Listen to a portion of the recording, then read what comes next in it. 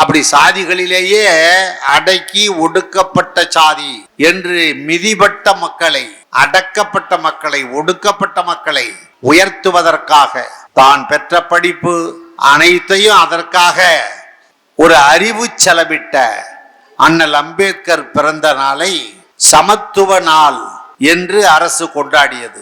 அது மட்டுமல்ல, Karl Marx அவர்கள் ஒரு அறிவியல் சோசியலிச கருத்துக்களை உலகத்திற்கு வழங்கியவர். முதலாளித்துவத்தை வீழ்த்தி தொழிலாளர்களும் விவசாய கூலி மக்களும் சேர்ந்த ஒரு ஆட்சியை உருவாக்கி, அந்த ஆட்சி ஒரு பொது உடைமை ஆட்சியாக, சமத்துவ ஆட்சியாக, சமதர்ம ஆட்சியாக இருக்க வேண்டும் என்று தான் வறுமையிலே உழன்றாலும் தன் பிள்ளைகளுக்கு குடிப்பதற்கு பால் இல்லாமல் கூட செத்துப்போன நிலையிலும் கூட அழுகின்ற பசியால் அழுகின்ற பிள்ளைக்கு கார்ல் மார்க்ஸனுடைய மனைவி பால் கொடுக்கலாம் என்று முன் வந்து பிள்ளையை தூக்கி பால் கொடுக்க போனால் பசியின் காரணமாக அடங்கி ஒடுங்கி போயிருந்த அவருடைய உடலில் இருந்து அந்த பிள்ளைக்கு பால் கூட கிடைக்கவில்லை. அவ்வளவு வறுமை.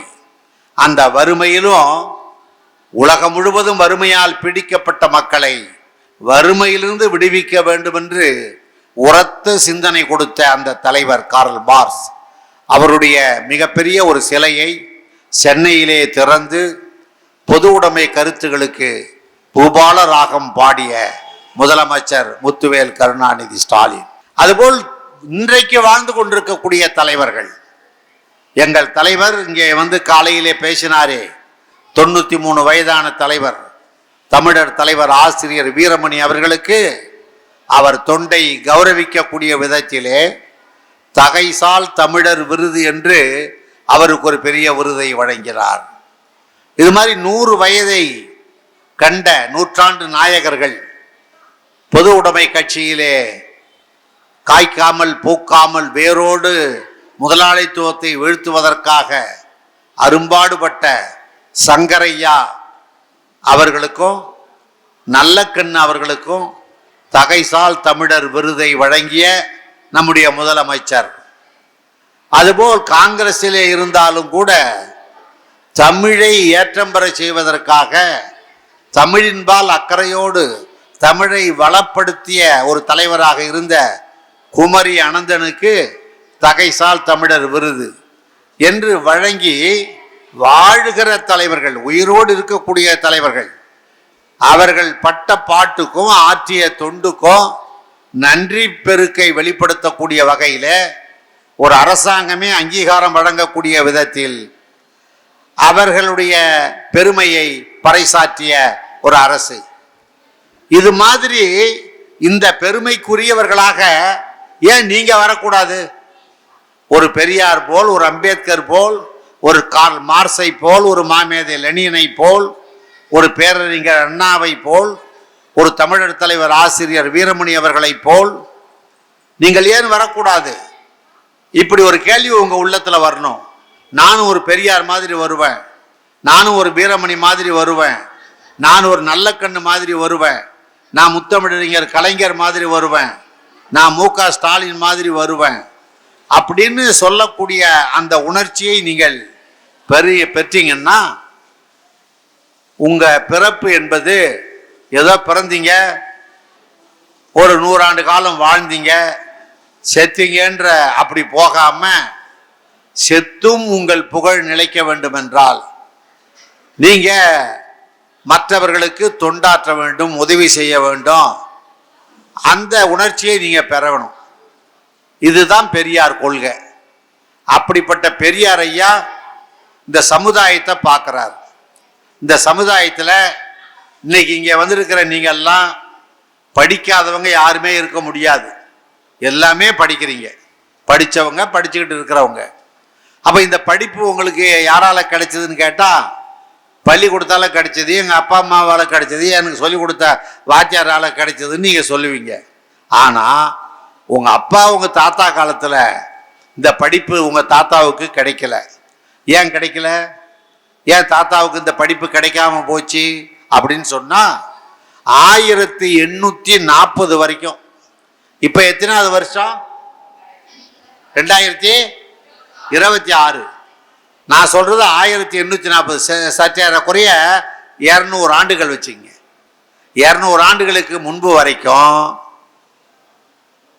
படிப்பு நமக்கு கிடையாது, வேலை வாய்ப்பு கிடையாது. முத நம்மளுக்குன்னு ஒரு வேலை வாய்ப்புக்கான ஒரு ஸ்டாண்டிங் ஆர்டர், ஒரு நிலை ஆணையை வெள்ளைக்காரங்காலத்தில் போடப்பட்டது.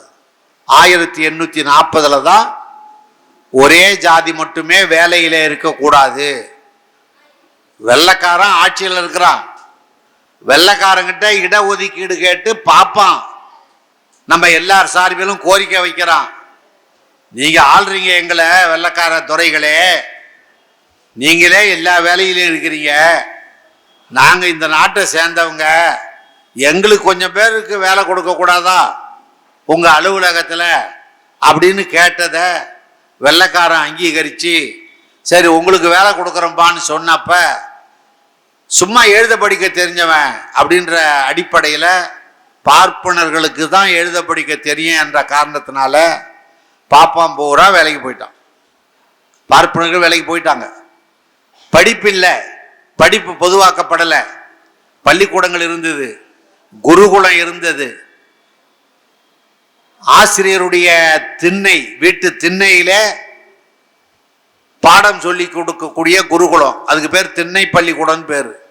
அப்படி இருந்தது.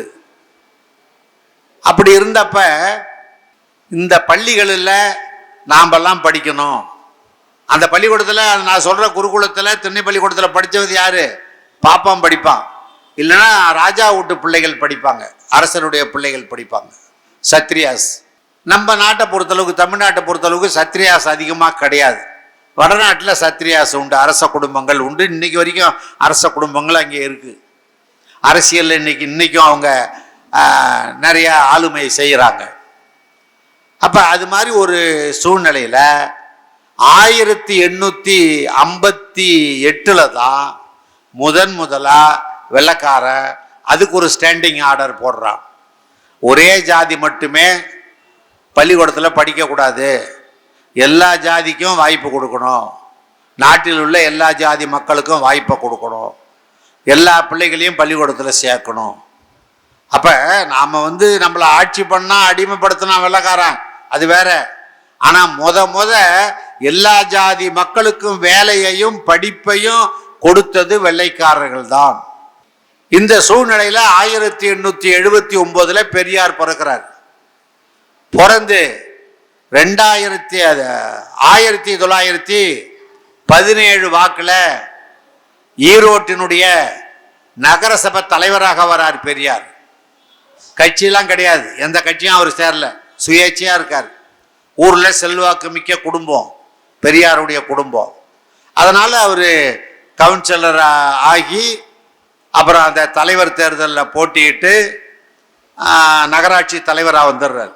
இவருடைய வேலை திறமைய, நிர்வாக திறமைய, அந்த ஈரோடு நகர சபையை இவர் நடத்தின விதத்தை, மக்கள் நல தொண்டை அவர் சிறப்பா செய்த அந்த நிலையெல்லாம் பார்த்து பக்கத்து ஊர் சேலம், அங்கே நகரசபை தலைவரா ராஜகோபாலாச்சாரி இருக்காரு.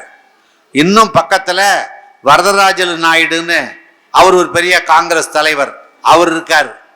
இவங்கெல்லாம் பெரியார்கிட்ட, ஐயா இவ்வளவு சிறப்பா நிர்வாகம் பண்றீங்க நகரசபைய, நீங்க காங்கிரஸ் கட்சியில சேர்ந்துட்டீங்கன்னா நீங்க உங்களால காங்கிரஸும் வளரும், காங்கிரஸ் செல்வாக்க வச்சு நீங்க இன்னும் நிறைய தொண்டு செய்யலாம் அப்படின்னு சொல்லி பெரியாரை நம்ப வச்சு பெரியாரும் காங்கிரஸ்ல சேர்ந்த உடனே பெரியாருக்கு கோவை ஜில்லா காங்கிரஸ் கமிட்டி தலைவர்ன்ற அந்த பொறுப்பு அளிக்கப்பட்டு, அந்த பொறுப்பு அளிக்கப்பட்ட காலத்திலேயே காந்தியாருடைய போராட்டத்தை ஏற்றுக்கொண்டு அந்த போராட்டத்தை ஈரோட்டத்தில் நடத்தி மதுவிலக்கு போராட்டம், கள்ளுக்கடை மறியல் போர், பெரியார் நடத்தின முதல் போர் கள்ளுக்கடை மறியல் போர் 1920-22